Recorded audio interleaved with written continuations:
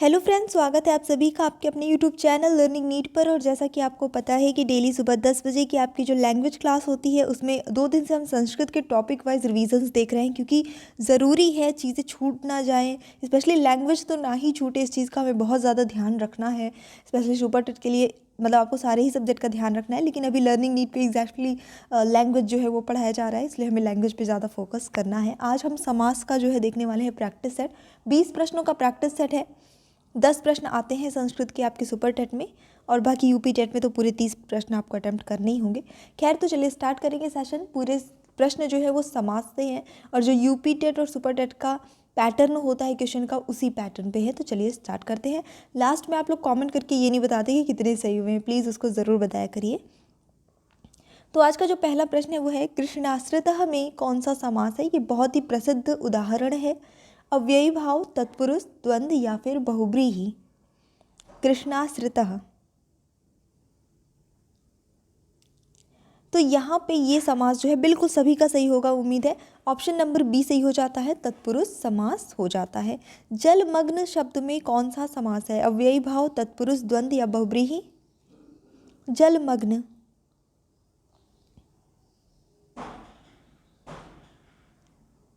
मैं बता दूं कि आज से आपकी जो है एक क्लास और होगी, वो भी लैंग्वेज की होगी, क्योंकि लैंग्वेज छूट जा रही है ना। एक हमको तीनों लेके चलना पड़ेगा सुपर टेट के लिए, और एक हम कर रहे हैं तो दूसरा जो है वो छूट जा रहा है। इस वजह से आज से एक क्लास पूरा एफर्ट रहेगा कि शाम तक आपको और प्रोवाइड कराई जाए लैंग्वेज की। चलिए देख लेते हैं यहाँ पे जो सही उत्तर हो जाता है इस प्रश्न के लिए, वो होता है ऑप्शन नंबर बी। यहाँ पे भी जल में मग्न होता है। अगर हिंदी में आप देखते हैं तो तत्पुरुष समास ही होता है। मतलब आपको बहुत ज़्यादा संस्कृत के आप बहुत बड़े ज्ञाता नहीं है तो भी कर सकते हैं, वही चीज़ें हैं जो हिंदी में रहती है। कुछ कुछ अंतर है, कुछ शब्दों में अंतर रहता है, वो मैं आपको एक दिन उसकी लिस्ट ही प्रोवाइड करा दूंगी। चतुर्थी तत्पुरुष युक्त समास है इनमें से क्या। यूप दारु, चौर भयम, राजपुरुषः, सभा पंडितः। इनमें से कौन सा शब्द ऐसा है जिसमें चतुर्थी तत्पुरुष समास लगा हुआ है। अब मैं बता दूं कि तत्पुरुष समास आप सबको पता है कि विभिन्न विभक्तियों में होता है ना। तो यहाँ पे क्या पूछा है, चतुर्थी तत्पुरुष पूछा हुआ है। तो यहाँ पे जो सही उत्तर हो जाएगा वो हो जाता है आपका ऑप्शन नंबर ए। यूप दारू जो है उसका जब आप विग्रह करेंगे, यूपाय दारू इस तरह से हो जाता है, यानी कि खंबे के लिए लकड़ी इसका अर्थ होता है। ठीक है, तो ये सही उत्तर हो जाता है। कुपुरुषः में कौन सा समास है। याद दिला दूँ, थ्योरी पढ़ाई है इसकी। समास के प्रकार, समास क्या है, फिर उसमें जैसे तत्पुरुष समास के कितने प्रकार हैं, बहुब्रीहि समास के कितने प्रकार हैं, वो भी डिटेल से थ्योरी पढ़ा रखी है।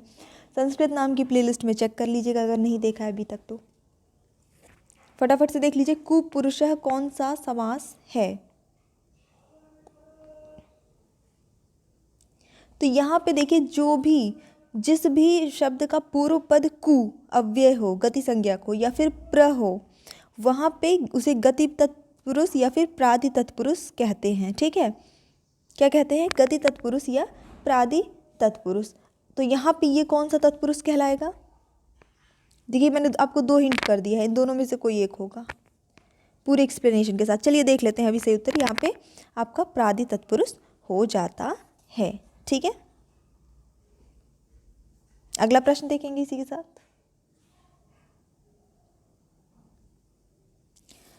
नीलोत्पलम शब्द में कौन सा समास है। द्वंद्व, अव्ययी भाव, कर्मधारय या बहुब्रीहि।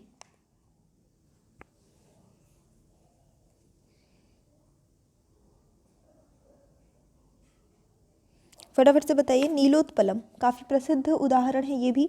चलिए देख लेंगे सही उत्तर क्या हो जाता है। ऑप्शन नंबर सी हो जाएगा, कर्मधारय समास है, सिंपल। महाराजः, इनमें कौन सा समास है। द्विगु है, द्वंद्व है, कर्मधारय है, ये बहुब्रीहि है। महाराजः।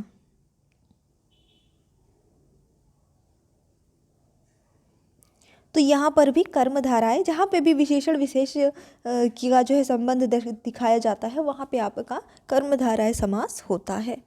द्विगु समास युक्त शब्द इनमें से कौन सा है।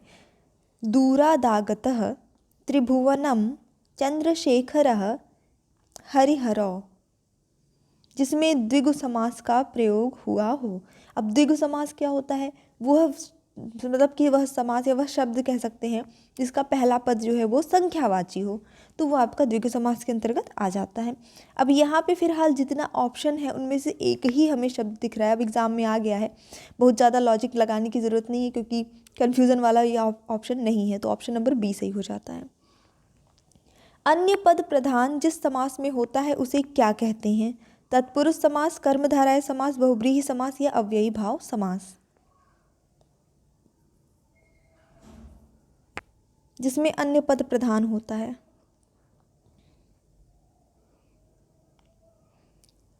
चलिए देख लेंगे, यहाँ पे जो सही उत्तर हो जाता है वो हो जाता है आपका ऑप्शन नंबर सी, बहुब्रीहि समास होता है। न तो प्रथम पहला पद होता है, न उत्तर पद होता है, कोई अन्य पद प्रधान होता है। चक्रपाणी में कौन सा समास है? बहुत ही प्रसिद्ध ये है चक्रपाणी, ये आपके पहले सुपर टेट में आया भी हुआ था। तो सही उत्तर यहाँ पे हो जाता है बहुब्रीहि समास। अगला प्रश्न, तो अगला प्रश्न है समास जिसमें प्रायः उत्तर पद के अर्थ की प्रधानता होती है कौन सा समास कहलाता है? अव्ययी भाव समास, द्विगु समास, द्वंद्व समास या फिर तत्पुरुष समास।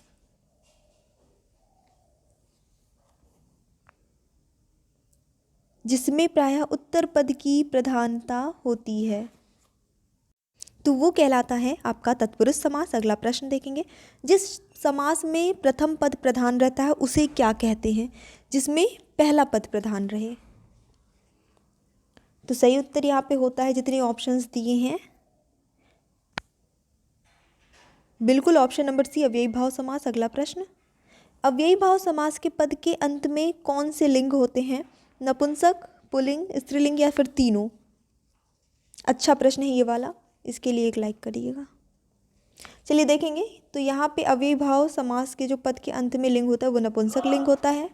समास शब्द का अर्थ है मास सहित, संक्षिप्तीकरण, समान आस वाला या इनमें से कोई नहीं।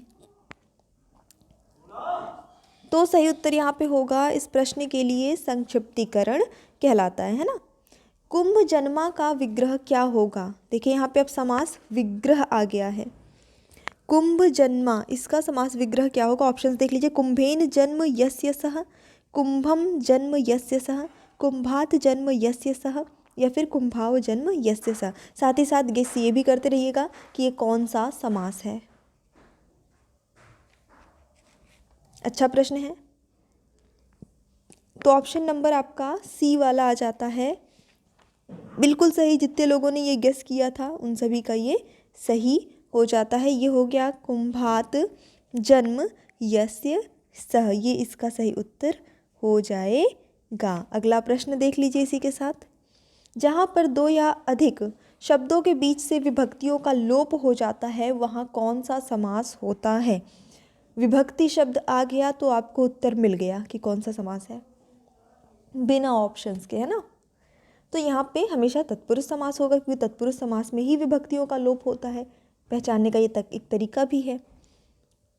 ओके, अगला प्रश्न देख लेते हैं यहाँ पे, गदा हस्तः का विग्रह होगा क्या?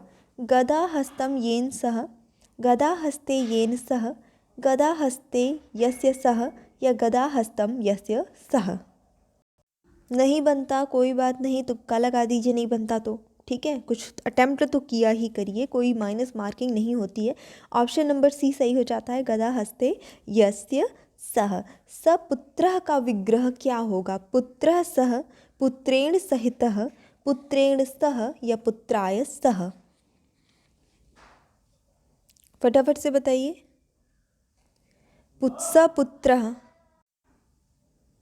सही उत्तर होगा आपका ऑप्शन नंबर बी, पुत्रेण सहित। ये करेक्ट आंसर होगा जितने लोगों ने गेस किया था, ठीक है।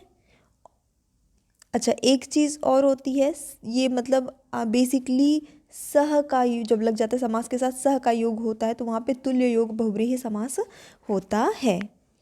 चक्रपाणी का विग्रह क्या होगा? चक्रपाणी बहुत प्रसिद्ध है, अभी हमने पूछा था कि ये कौन सा समास है, ठीक है। अब यहाँ पे है कि उसका विग्रह क्या होगा। चक्रम पाणौ येन सह, चक्रेण पाणेन यस्य सह, चक्रम पाणौ यस्य सह, चक्रेण पाणौ यस्य सह। तो बिल्कुल इस प्रश्न के लिए जो आपका सही उत्तर होगा चक्रम पाणौ यस्य सह, ये सही उत्तर हो जाता है। सो आज का हमारा सेशन जो है वो यहीं पे कंप्लीट हो चुका है। अगर आपको वीडियो पसंद आया हो तो प्लीज़ लाइक शेयर सब्सक्राइब वगैरह करिए। आज से शाम से 5 बजे एक क्लास और होगी, मेरी ही क्लास रहेगी वो, ठीक है, लैंग्वेज की जाएगी। So thanks for watching, keep studying and bye bye.